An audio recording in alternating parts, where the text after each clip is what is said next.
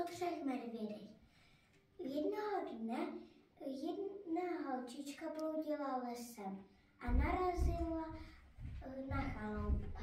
Je, ale to je hezká chalupka. Kdo v ní asi bydlí? Půjdu se podívat dovnitř. Kdo tu bydlí, když tu jsou 3 židle a 3 polívky?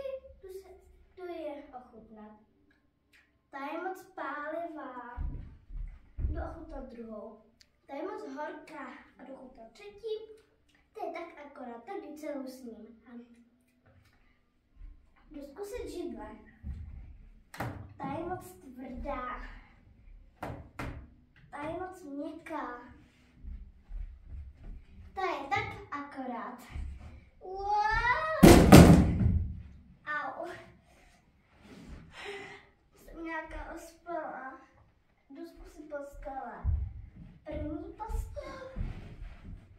Ta je moc tvrdá. Druhá postel.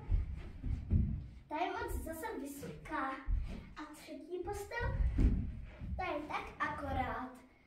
Jdu si dřímnout. Mezitím se vrátili medvědi. Brum, brum, brum, brum, brum, brum, brum, brum, brum, brum, brum, Kdo to jedl z mé misky? Kdo to jedl z mé misky? Brum, brum. Kdo mi snědl misku? Brum, brum. Kdo to seděl na mé židli? Brum, brum. Kdo to seděl na mé židli? Brum. Brum, brum, kdo mi shodil židličku a seděl mi na ní? Brum, brum, kdo to ležel v mé posteli? Brum, brum, kdo to ležel v mé posteli? Brum, brum, kdo to leží v mé posteli?